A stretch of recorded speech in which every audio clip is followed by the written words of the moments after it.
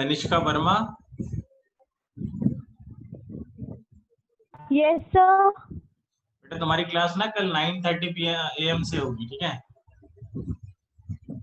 Okay sir. ठीक है, तो मैं अभी लीव कर। हाँ हाँ लीव कर सकते हो।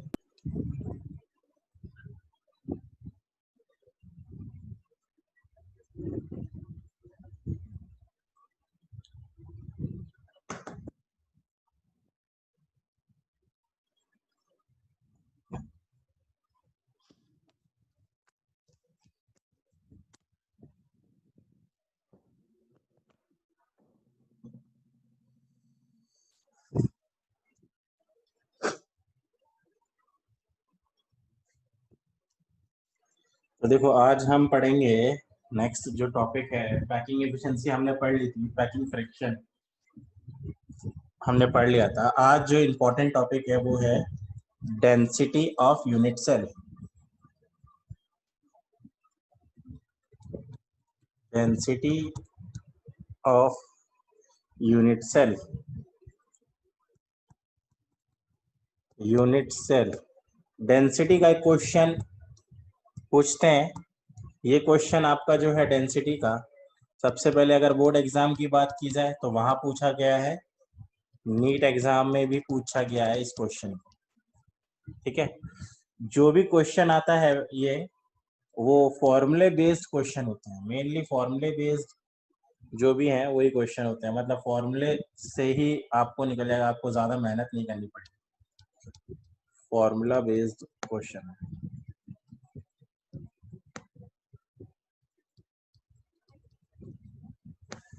ठीक है? क्या होता है डेंसिटी ऑफ यूनिट सेल वो देखो। अगर मैंने डेंसिटी की मैं बात करूं तो डेंसिटी मैं इस तरीके से बोल सकता हूं कि डेंसिटी का फॉर्मूला मैं जानता हूं। डेंसिटी क्या होती है? Mass upon volume, right? Normally density होती है मास अपॉन वॉल्यूम। तो आप जो डेंसिटी को बोलते हो कि भैया डेंसिटी, तो डेंसिटी अगर मुझे यूनिट सेल की निकालनी हो तो density of unit cell is equal to mass भी आपका क्या लगेगा, mass of unit cell divided by volume of unit cell. Volume of unit cell, right? तो ये आपका लगेगा डेंसिटी ऑफ यूनिट सेल के लिए mass of unit cell divide by volume of unit cell.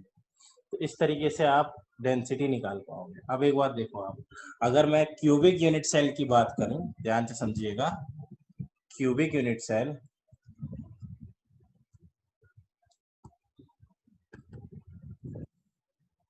Cubic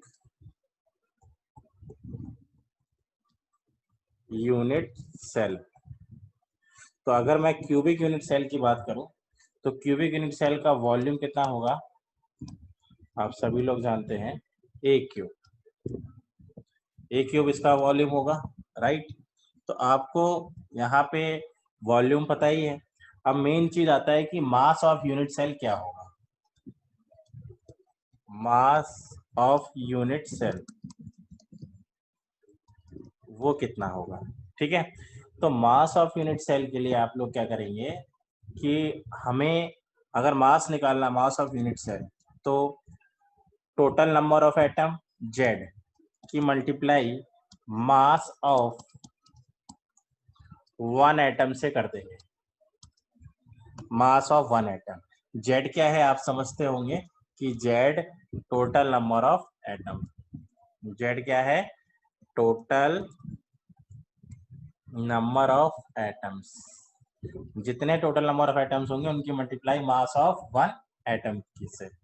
तो अब मेन चीज है कि मास ऑफ वन एटम कैसे निकालेंगे वो देखो। मास ऑफ वन एटम, तो हम क्या जानते हैं, हमने 11th में पढ़ा भी होगा, ये देखो जरा ध्यान से। मास ऑफ वन एटम, मेन चीज है कि आप इसको हम लोग कैसे बताएं, मास ऑफ वन एटम। तो मास ऑफ वन एटम कैसे निकलेगा, हमें पता है कि वन मोल में Na एटम्स होते हैं। क्या होते हैं? Na atoms, Avogadro number. Is equal to, और उनका जो वेट होता है वो एटॉमिक वेट के बराबर होता है। अगर याद हो तो आपको, एटॉमिक वेट या फिर मॉलिक्यूलर वेट। अगर मॉलिक्यूल है तो मॉलिक्यूलर वेट, एटॉमिक है तो एटॉमिक वेट। ग्राम पर ग्राम होता है ये इतना, ठीक है। ये आपको पता है ना, 1 मोल में Na एटम्स होते हैं और उनका वेट कितना होता है, एटॉमिक वेट और मॉलिक्यूलर वेट इन ग्राम, ठीक है। तो देखो इधर ध्यान से, एन इसका मतलब क्या है, इसका मतलब आप फिर से देख लिए कि भैया Na एटम्स होते हैं, Na एटम्स होते हैं, Na एटम्स का जो वेट है वो कितना है, मान लो इनका मॉलिक्यूलर वेट हो गया m, या एटॉमिक वेट हो गया m, ठीक है। m हो गया इसका मॉलिक्यूलर वेट, ये बात आपको समझ में आ गई होगी। तो m इसका मॉलिक्यूलर वेट, तो 1 एटम का वेट कितना होगा, 1 एटम का, एक Na एटम्स का वेट होता है m, तो 1 एटम का वेट कितना होगा, m/Na। बात समझ में आ गई। तो ये मॉलिक्यूलर वेट हो गया, ये एटॉमिक वेट हो गया m। Na एटम्स का वेट जो होता है वो m/Na, m ग्राम का होता है, तो 1 एटम का वेट कितना होगा, m/Na, ठीक है। तो ये तुम्हें मिल गया मास of 1 atom, mass of 1 atom, mass of 1 atom आपको मिल गया। ये Na एटम्स का मास था, mass of Na atoms m। तो मास ऑफ 1 एटम के कितना हो जाएगा, ये आपने देख लिया, मास ऑफ 1 एटम। क्लियर हो गया होगा, ये बात समझ में आ गई। तो m/Na। अब ध्यान से देखो, डेंसिटी अगर मुझे यूनिट सेल की निकालनी है तो Z multiply mass of 1 atom divided by AQ। AQ मतलब वॉल्यूम ऑफ यूनिट सेल। तो आप देखिए, अब डेंसिटी का फॉर्मूला क्या निकल के आ रहा है, ध्यान से देखिए इधर, डेंसिटी आ रहा है, density of unit cell is equal to Z multiply mass of 1 atom, अभी आपने निकाला था m/Na, तो m/Na मैंने लिख दिया, m/Na इंटू AQ, ये आपका क्या आ गया, डेंसिटी का फॉर्मूला फॉर यूनिट सेल। जहां पे Z क्या है, उस डेंसिटी, उस यूनिट सेल में कितने नंबर ऑफ एटम है, Z क्या है भैया, total number of atoms, right. M क्या है, मॉलिक्यूलर मास या फिर एटॉमिक मास इन ग्राम, राइट। Na क्या है, Na की वैल्यू आप जानते हो 6.023 इंटू 10 की पावर 23 पर मोल, इसकी डेंसिटी है, तो इसका फॉर्मूला वो होता है ग्राम पर मोल। अच्छा, ये मॉलिक्यूलर वेट भी आपका ग्राम पर मोल ही होता है, ये बात ध्यान रखने का। इसको आप AMU में भी बोल सकते हैं मास, ठीक है। और AQ आप जानते ही हो, वॉल्यूम ऑफ यूनिट सेल, ठीक है। तो Z हो गया टोटल नंबर ऑफ एटम, जो पता है HCC के लिए 1 होता है, BCC के लिए 2 होता है, FCC के लिए 3 होता है। M क्या हो गया, मॉलिक्यूलर मास या एटॉमिक मास इन ग्राम पर मोल। Na क्या हो गया, एवोगैड्रो नंबर 6.023 इंटू 10 की पावर 23। AQ क्या हो गया, वॉल्यूम ऑफ यूनिट सेल। ये क्या आ गया आपका, डेंसिटी का फॉर्मूला, जिसको आपको याद रखना है जमुना से, जमुना से आपको याद रखना है, इसको जमुना से आपको याद रखना है कि जमुना जो मूवीज देखी थी हमने उसी में ही था। तो density of unit cell is equal to Z multiply molar mass divided by Na into AQ। आपको ये बात समझ में आ गई होगी, ये डेंसिटी का फॉर्मूला है, ठीक है। Z क्या हो गया, total number of atoms, M क्या हो गया, मोलर मास और एटॉमिक मास इन ग्राम पर मोल, Na क्या हो गया, एवोगैड्रो नंबर, AQ क्या हो गया भैया, वॉल्यूम ऑफ यूनिट सेल, ये आपको फॉर्मूला याद होना चाहिए, ये डायरेक्ट आता है इस पे डेंसिटी,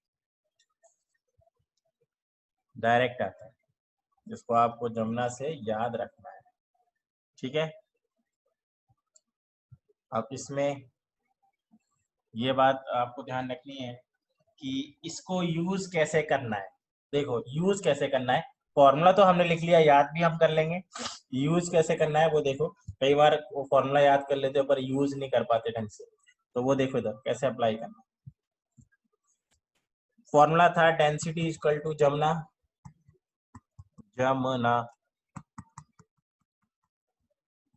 राइट। जेड आपको पता है, एचसीसी के लिए भी पता है, बीसीसी के लिए भी पता है, और एफसीसी के लिए भी पता है। इसके लिए 1, इसके लिए 2 और इसके लिए 4।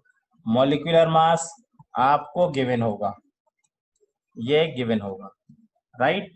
अब देखो ए क्या है, ए आपका क्या है, एज लेंथ। ए क्या है आपका, एज लेंथ। ठीक है, इसकी यूनिट किस में दे सकते हैं आपको, देखो इधर यूनिट, इसको आपको यूनिट का खेल, अब यहाँ यूनिट का बहुत इंपॉर्टेंट खेल है। आपका क्वेश्चन जो टफ बनेगा, जो लेवल बनेगा कंपटीशन में भी, अगर आप देखोगे तो सिर्फ यूनिट का बनेगा। यूनिट का आपको ध्यान रखना है। यहाँ पे यूनिट देखो क्या कि जो यूनिट होती है, ए की जो यूनिट होगी वो कौन कौन सी यूनिट होगी, देखो देखो, पिकोमीटर में भी दे सकते हैं आपको, एंगस्ट्रॉम में भी दे सकते हैं, इसी में ही आपको जनरली मिलेगा। सेंटीमीटर में बहुत कम चांस है आपको सेंटीमीटर में दे दे। क्लियर है।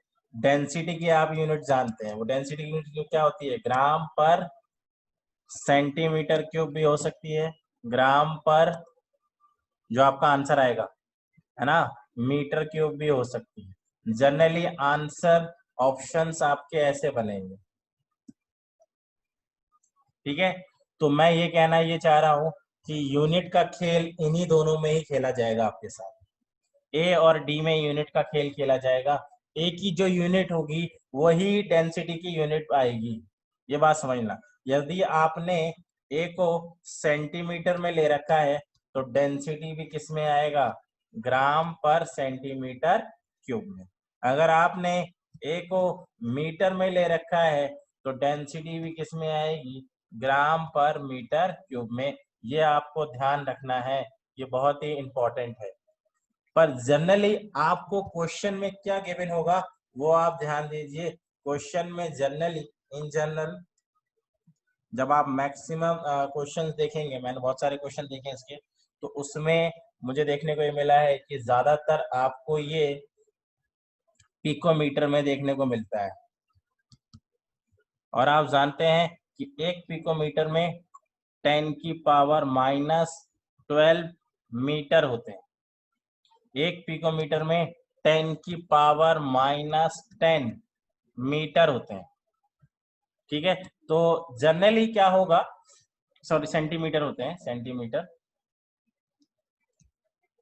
जनरली क्या होगा, आपको क्या दिया जाएगा वो ध्यान दीजिए। जनरली आपको जो ए दिया जाएगा वो पिकोमीटर में दिया जाएगा और डेंसिटी आपसे ग्राम पर सेंटीमीटर क्यूब में पूछी जाएगी, ये पूछा जाएगा, ये गिवन होगा। तो आपको एक काम एक्स्ट्रा करना है, आप समझ गए होंगे कि इस पिकोमीटर को आपको चेंज करना है किसमें, सेंटीमीटर में। तो आप इस ए की मल्टीप्लाई किससे करेंगे, आप 10 की पावर -10 से, तब आप पहुंच पाएंगे पिकोमीटर पे, सेंटीमीटर पे। ये बात आपको क्लियर हो गई, ठीक है। तो जो ए की यूनिट है भैया, वही यूनिट किसकी आएगी, डेंसिटी की। इसलिए इस पिकोमीटर से आपको किस में चेंज करना पड़ेगा, पहले सेंटीमीटर में, और फिर सेंटीमीटर से आप डेंसिटी निकाल सकते हैं। ये बात आपको समझ में आ गई होगी, क्लियर है। फिर से देखिए, अगर आपको ए दे रखा हो, edge of length angstrom given हो, और आपसे डेंसिटी भैया पूछी गई है कि डेंसिटी मुझे ग्राम पर सेंटीमीटर क्यूब में बताओ, तो आपके लिए सब कुछ आसान होगा, बस इसको किस में चेंज करना पड़ेगा आपको, सेंटीमीटर। फिर आप डेंसिटी तक पहुंच सकते हैं। ये तो आपको खेल खेलना पड़ेगा। तो यूनिट का यहाँ पे आपको बहुत ध्यान देना, मैं कह रहा हूँ क्वेश्चन बहुत आसान होते हैं, कैलकुलेशन ही रहती है, सिर्फ यूनिट का आपको ध्यान रखना है। तो आपको पता है 1 एंगस्ट्रॉम में 10⁻⁻10 मीटर होते हैं और 10⁻⁻8 सेंटीमीटर होते हैं। तो ये आपको ध्यान रखना है। अगर आपने ये ध्यान रखा तो कोई आपको दिक्कत नहीं होगी। तो आप पहले इसको सेंटीमीटर में चेंज करेंगे, फिर सेंटीमीटर से आप डेंसिटी ग्राम पर सेंटीमीटर क्यूब में ले आएंगे। ये क्वेश्चन एग्जाम में आया हुआ है, नीट में भी आता है इस तरीके का, बोर्ड एग्जाम में भी आता है, मैं आपको दिखाऊंगा। टफ कहाँ से होता है वो आप समझ गए होंगे। Na की वैल्यू आपको पता है कितनी आती है, 6.023। मॉलिक्यूलर मास और एटॉमिक वेट आपको दिया होगा। बात किस पे आ जाती है, ए पर।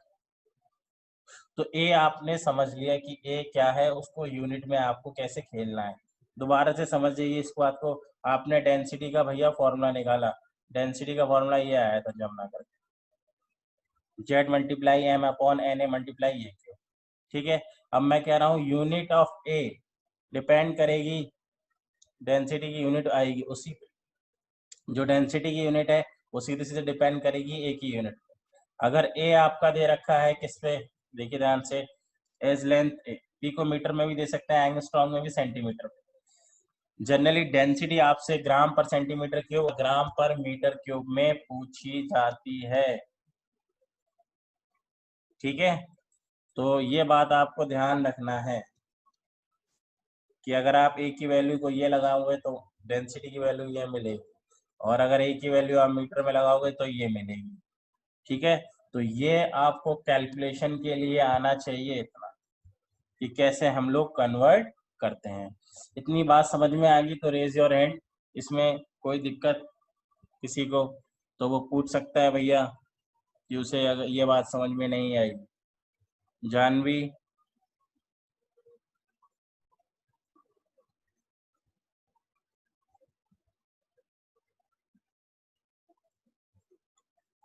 नहीं कुछ छूटा हुआ नहीं है, यही कराया मैंने अभी। अच्छा जानवी, अच्छा क्लियर हो गया। तो ये आपको समझ में आ गया होगा, ये बहुत आसान क्वेश्चन आते हैं, जमना से इसको याद रखना है, और ए की यूनिट का यहाँ पे पूरा पूरा ध्यान रखना है कि ए की यूनिट क्या होगी। मैं एक क्वेश्चन कराता हूँ, आपको दिखाता हूँ कि उस क्वेश्चन में किस तरीके से आप वहाँ डेंसिटी तक पहुँच सकते हैं। ठीक है, ये देखो एक क्वेश्चन, मैं आपको एक क्वेश्चन कराता हूँ जिस क्वेश्चन में आपको पता चलेगा डेंसिटी के बारे में।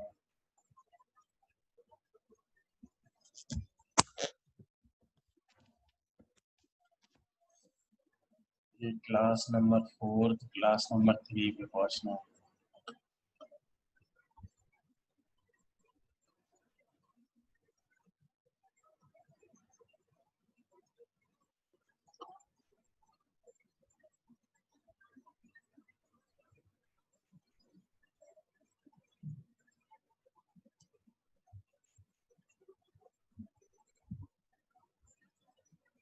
देखिए आप इतना पढ़ लिए थे डेंसिटी,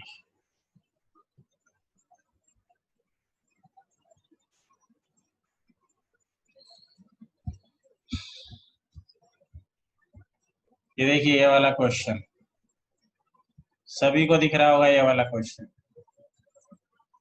ध्यान से देखिए। इस क्वेश्चन बहुत सिंपल क्वेश्चन है ये, आप देख सकते हैं इसको। एटॉमिक मास कितना दे रखा है, 100 ग्राम पर मोल, हैविंग बीसीसी। बीसीसी का मतलब आप समझ गए होंगे कि जेड कितना है। यूनिट लेंथ, एज लेंथ कितनी दे रखी है ये आपको, 400 पिकोन। ठीक है, तो मैं ये क्वेश्चन आपको कराता हूँ।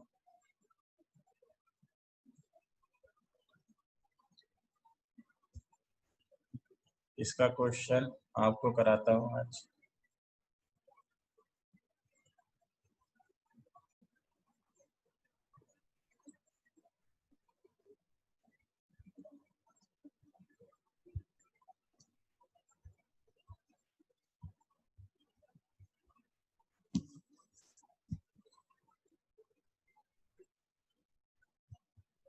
ये देखिए ध्यान से,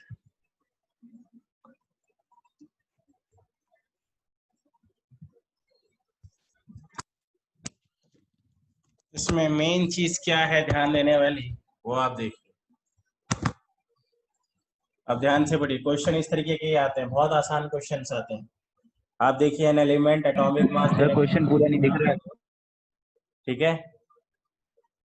as length 400 picometre, density of element is इतना, बीसीसी का 2 दे रखा है। कितने लोगों से ये क्वेश्चन हो जाएगा? Raise your hand. कितने लोगों से ये क्वेश्चन हो जाएगा, पहले तो ये बताओ। ठीक है, तो देखो इधर ध्यान से, किस तरीके से होगा वो मैं बता दे रहा हूँ। आपको मॉलिक्यूलर मास दे रखा है एम। एम कितना दे रखा है? 100 ग्राम पर मोल, राइट। एज लेंथ बेटा आपको दे रखी है, मैंने जनरली बोला था पिकोमीटर में मिलेगी।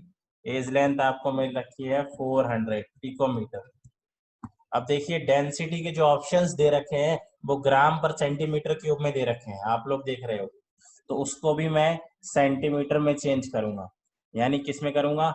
400 मल्टीप्लाई 10 की पावर कितना करूंगा बेटा? 8, और ये क्या हो जाएगा? सेंटीमीटर।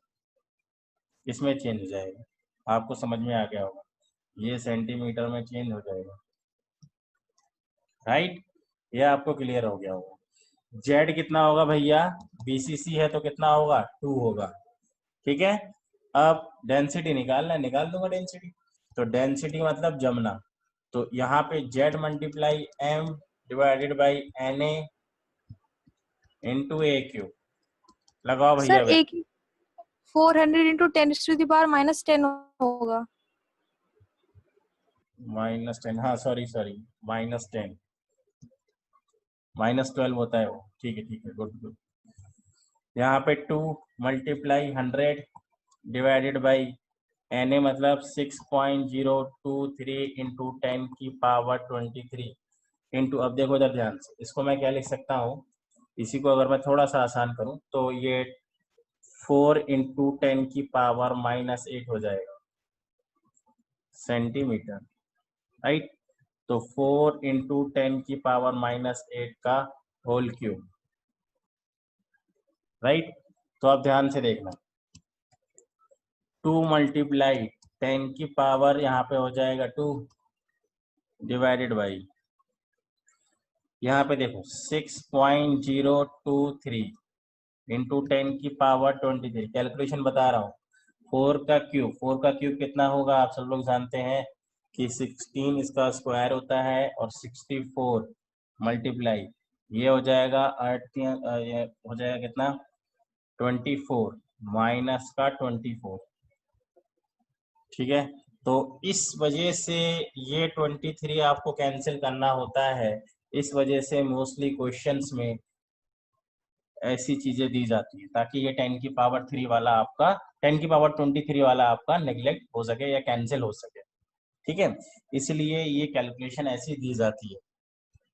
अब आप समझ गए हो गए यहाँ, तो ये कितना हो जाएगा? 10 की पावर -1 ऊपर आ जाएगा कितना? 20। तो ये आपका यहाँ पे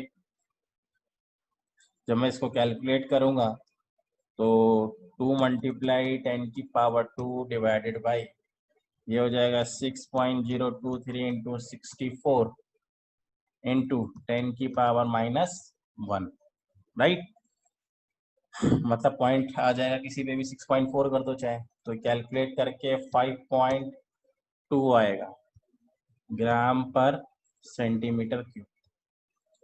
आंसर आपका कौन सा हो जाएगा? ये वाला 5.2, ठीक है। तो इस तरीके से ये क्वेश्चंस आते हैं, इससे टफ नहीं आता। मेन कैलकुलेशन यहाँ पे यूनिट का खेल है, ये बात ध्यान रखना। डेंसिटी मतलब यूनिट, यूनिट का मुझे सबसे पहले ध्यान रखना है, उस डेंसिटी की यूनिट में लगा। जरा सा तुमने यूनिट में खेल किया तो वही दिक्कत हो जाएगी, इसलिए बेटा यूनिट का यहाँ पे ध्यान रखना है। तो यूनिट, अगर आपने यूनिट का सही किया तो आपको कोई दिक्कत यहाँ पे नहीं होगी। ये क्वेश्चन आपका इसी तरीके का नीट में भी आया हुआ है, मैं भेजूंगा इसके क्वेश्चंस। ठीक है, तो ये हमने आज डेंसिटी पढ़ा है। और डेंसिटी में हम लोगों को एक बात और पता होनी चाहिए ध्यान से। कई बार क्या होगा, जैसे मैं एक क्वेश्चन आपको बताता हूँ। जैसे आपको बोल दिया भैया बीसीसी, या आपको बोल दिया भैया एचसीसी। टाइप ऑफ क्वेश्चन देखिए कैसे बनते हैं। एचसीसी, एचसीसी दे दिया आपको, जेड पता है 1 होता है। इसने इस बार एज लेंथ नहीं दी, एज लेंथ नॉट गिवन।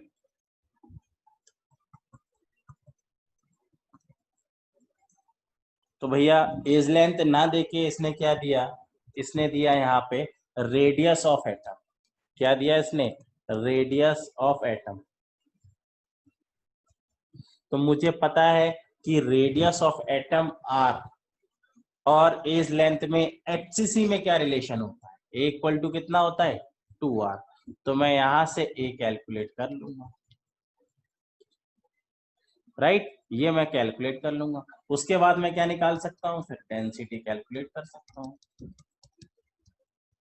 ये बात समझ में आ गई। तो रेडियस ऑफ एटम गिवन था, वहां से मैं एज लेंथ पे पहुंच जाऊंगा और एज लेंथ से मैं क्या कैलकुलेट कर लूंगा, फिर डेंसिटी। यूनिट का बेटा यहाँ पे ध्यान रखना है, यूनिट का आप लोगों को ध्यान रखना है, ठीक है। ये बात आपको समझ में आ गई होगी अच्छे से, ठीक है। उसके बाद ये क्वेश्चन नंबर 2 इस टाइप के बनते हैं। क्वेश्चन नंबर 1 मैंने आपको सिखा दिया, वो वाला टाइप था। क्वेश्चन नंबर 2 का ये टाइप कि रेडियस ऑफ एटम देंगे आप, ठीक है। यहाँ पे वो एफसीसी भी दे सकते हैं, बीसीसी भी दे सकते हैं, ठीक है। ये क्वेश्चन का लेवल बनता है नीट के लिए इस तरीके से। बहुत ज्यादा हाई लेवल पे चले जाओ तो ये लेवल बनता है, ये बनता है जेई के लिए, आईआईटी जेई के लिए। उसमें क्या बनता है वो आप समझ सकते हैं, क्योंकि कैलकुलेशन अगर आसान दी जाए तो ये भी बहुत आसान, ये नीट का भी बन सकता है। क्या कि आपको डेंसिटी दी है, गिवन है भैया ग्राम पर सेंटीमीटर क्यूब, आपको यहाँ पे रेडियस ऑफ एटम दे रखा है, सॉरी यहाँ पे आपको एज लेंथ दे रखी है, एज लेंथ गिवन है, बस यही दोनों चीजें गिवन है। और पूछा है कि नेचर ऑफ यूनिट सेल बताओ, नेचर ऑफ यूनिट सेल बताओ। कोई बताएगा मुझे कि ये नेचर ऑफ यूनिट सेल का मतलब इनडायरेक्टली क्या पूछना चाहता है, बीसीसी एफसीसी, क्या तो बीसीसी है, एफसीसी है, एससीसी। उससे मैं कैसे पता करूंगा। सर नेचर का यही मतलब होगा। हाँ नेचर का तो ये है, वो तो इसने पूछा नेचर, पर अब कैलकुलेशन में मैं कैसे पता करूंगा।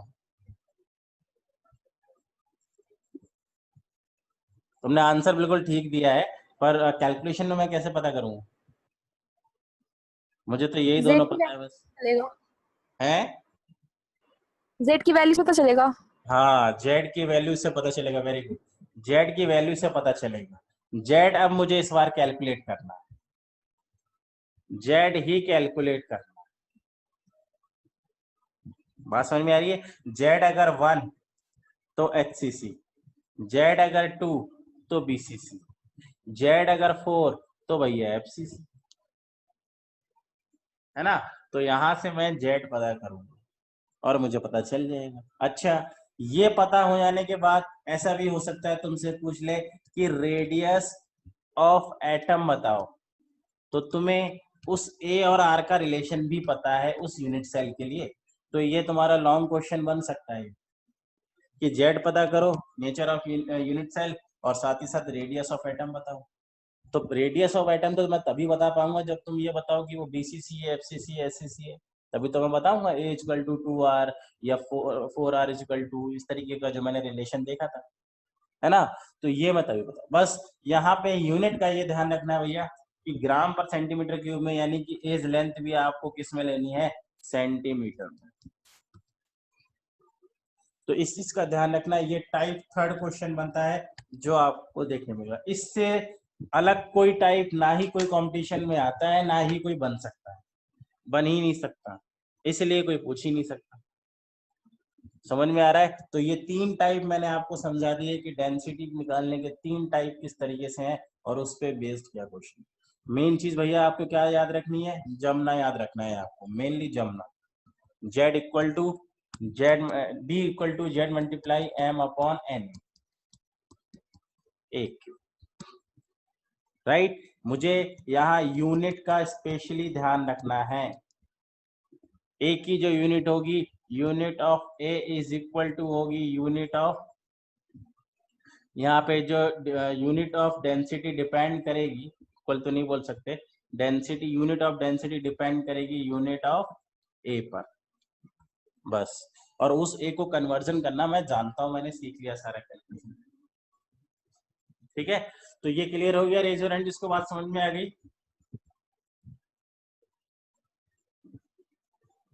ये वाली बात जिसको क्लियर हो गई, रेज योर हैंड। ठीक है, ठीक है। तो इस पे मैं अब कुछ क्वेश्चंस दूंगा तुम्हें नेक्स्ट कल की क्लास में। कल तुम लोग का फ्री टाइम कौन सा है? कोई आफ्टरनून है कोई फ्री टाइम? वैसे तो अगर 7-6 बजे का हो 6 बजे ही पढ़ा दूंगा। आफ्टरनून है किसी का फ्री टाइम? 1 से 2, 1 से 2 नहीं, चलो मैं कल 6 बजे ही बताऊंगा, 6 बजे ही पढ़ाऊंगा कल। सर 2 से 3, 2 से 3 पढ़ा सकते हैं। 2 से 3, हाँ 2 से 3 भी पढ़ा सकते हैं। ठीक है, 2 से 3, 2 से 3 रख सकते हैं टाइम, या फिर 6 से 7 वाला जो टाइम है। ठीक है, आज तो मेरा कुछ नेशनल में क्लास थी, ठीक है, तो आज मेरी ऑल इंडिया क्लास थी जिसकी वजह से मैं तुम्हें नहीं पढ़ा पाया। ठीक है, तो बाकी तो मैं ये जो है वो टाइमिंग का मैं लेके तो बैठता हूँ, पहले से मैंने टाइम टेबल बनाया था, और टाइम टेबल ही चेंज हो जाता है वहाँ पे कभी कभी, तो इस वजह से दिक्कत आ जाती है। ठीक है, तो ये आपको समझ में आ गया होगा। ठीक है, अब आपकी बची यहाँ पे पैकिंग और 2-4 चीजें और। अच्छा, जिसके दूसरा इस वीक में ये चैप्टर आपका खत्म हो जाएगा, सॉलिड स्टेट विद क्वेश्चन सहित नीट के। ठीक है, कुछ मैं क्वेश्चंस दूंगा आप लोगों को नीट के, वो आपको करने हैं। ठीक है, और अगर किसी का कोई सिलेबस में कोई आ रहा है कोई स्कूल में, तो वो मुझे बता सकता है। एक बात ध्यान रखना कि अगर तुम्हारे ये स्कूल में नहीं कराया है सॉलिड स्टेट, तो इस चीज का ध्यान रखना, ये तुम्हारे कंपटीशन में आता है। इन केस कि तुम्हें अगर ये लगे कि ये तुम्हारा स्कूल में नहीं पूछते, पर वो तुम्हारा कंपटीशन में आता है, तुमको नीट एग्जाम देना तो है या जेईई मेंस का दोगे तो हो ही, तो वहां पे जब तुम दोगे तो उसका इसमें तुम्हें कंट्रीब्यूशन दिखेगा। अच्छा खासा 1-2 क्वेश्चन आता है और बहुत डायरेक्ट आता है, आपको देखने को मिलेगा, मैं आपको दिखाऊंगा तो इजीली आता है। तो ये जो है सब्जेक्ट करके जाना, ये वाला चैप्टर जो है केमिस्ट्री का। इसके बाद मैं इसके बाद जो है वो क्वालिटेटिव प्रॉपर्टीज के 2 दिन की क्लास लूंगा, उसमें रिवीजन और असाइनमेंट मुझे कराने हैं। ठीक है, कुछ अच्छे क्वेश्चंस, फिर दोनों का मैं टेस्ट ले लूंगा। लगभग नेक्स्ट वीक में आपका टेस्ट हो जाएगा इन दोनों का ही। तो इस वीक में ये सॉलिड स्टेट आपका जो है ना वो खत्म हो जाएगा, तो मैक्सिमम चीजें मैं कवर कर दूंगा, सैटरडे तक आपका खत्म हो जाएगा ये वाला पार्ट। ठीक है, तो कल की क्लास 2 से 3 होनी है या फिर 6 से 7, वो मैं आपको कंफर्म कर दूंगा आज रात में। ठीक है, और किसी को कोई डाउट है, कोई इश्यूज है, तो वो पूछ सकता है मेरे से। कोई प्रॉब्लम कुछ ही क्वेश्चंस में कोई चीज समझ में नहीं आ रही है, या फिर केमिस्ट्री में कोई दिक्कत है, तो वो मेरे से पूछ सकता है। ठीक है, तो अगर मान लो कोई भी डाउट आता है तो वो तुम मेरे से डिस्कस कर सकते हो। ठीक है, स्कूल का या कॉलेज का या फिर कंपटीशन का। ठीक है, तो फिर अब नेक्स्ट हम लोग कल की क्लास में मिलते हैं, चैप्टर 5 तक हो गए। Thank you sir. ठीक थैंक यू है, सर।